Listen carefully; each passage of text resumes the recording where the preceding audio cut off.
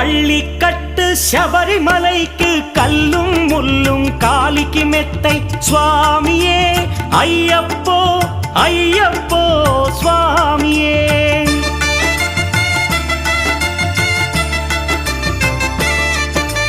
பள்ளிக்கட்டு சபரிமலைக்கு கல்லும் முள்ளும் காலிக்கு மெத்தை சுவாமியே ஐயப்போ ஐயப்போ స్వామియే.